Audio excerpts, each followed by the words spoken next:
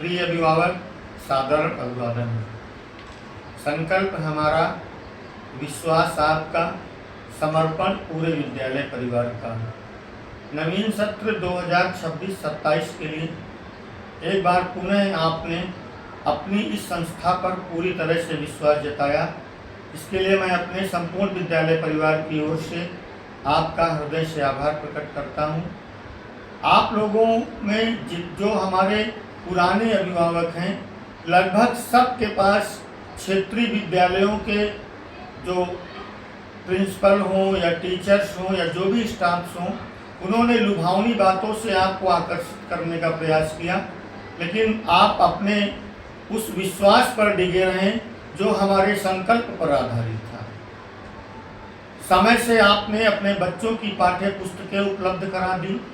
ये एक नया कीर्तिमान इस बार बना।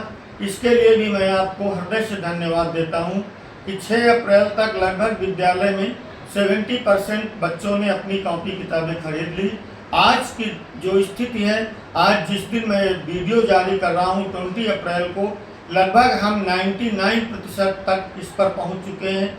यह इस बात को दर्शाता है कि आप अपने बच्चे के प्रति कितने गंभीर हो चुके हैं, कितनी संजीदगी के साथ उसके भविष्य को लेकर के आप पूरी तरह से संकल्पित हैं।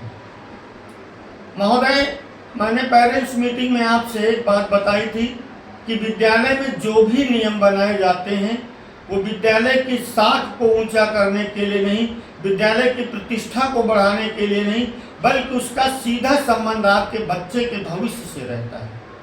वो चाहे मध्य में बच्चे को विद्यालय से न ले जाने के लिए हो, या कि टिफिन के लिए कहा जाता हो कि आप बच्चे का टिफिन सुबह दे दीजिए, या कि भारतीय व्यंजन देने की बात हो, इन सब बातों का सीधा संबंध उसके भविष्य से होता है।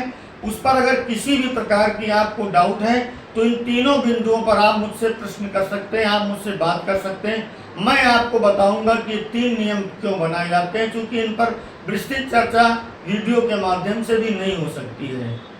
मैंने आपसे कहा था कि आप अपने बच्चे को प्रतिदिन विद्यालय भेजिए, सुसज्जित यूनिफॉर्म में भेजिए। हम लोग कंपैरिजन करने लगते हैं शहर के अच्छे विद्यालयों से अपने विद्यालय का।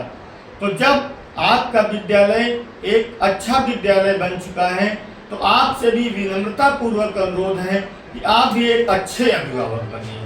आप भी हर उन चीज़ों का पालन करने की कोशिश करिए जो एक स्टैंडर्ड विद्यालय के मानक में होती हैं, एक स्टैंडर्ड विद्यालय के सिस्टम में होती हैं। कभी कभी मैं देखता हूँ कि आप विद्यालय में अजीब प्रकार का पहनावा पहन करके चले आते हैं। सोचिए अगर आपका बच्चा लालगंज के किसी स्टैंडर्ड विद्यालय में पढ़ता होता तो जो आप कभी कभी हाफ चड्ढा पहन करके या गमछा पहन करके विद्यालय आ जाते हैं, क्या वहाँ पर जाते हैं? न जाते हैं। तो उसी चीज़ को आप समझिए।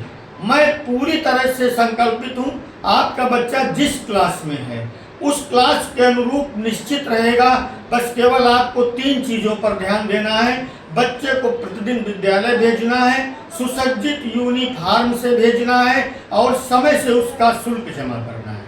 ये 3 दायित्व तो आप अपने ऊपर ले लीजिए। बाकी बच्चे के भविष्य की पूरी जिम्मेदारी आप विद्यालय को दे दीजिए। हमारे व्हाट्सएप ग्रुप के माध्यम से जो भी मैसेज आप तक पहुंचते हैं उन पर पूरी तरह से अमल करिए।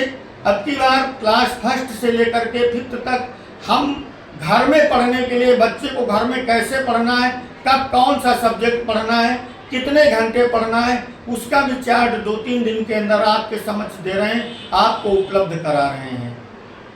ध्यान दीजिए, बच्चे का भविष्य कोई व्यवसाय नहीं है, ये हमारी आपकी जिम्मेदारी है और इस जिम्मेदारी में हमको आपको पूरी तरह से एक साथ मिलकर सकारात्मक सोच से चलना होगा।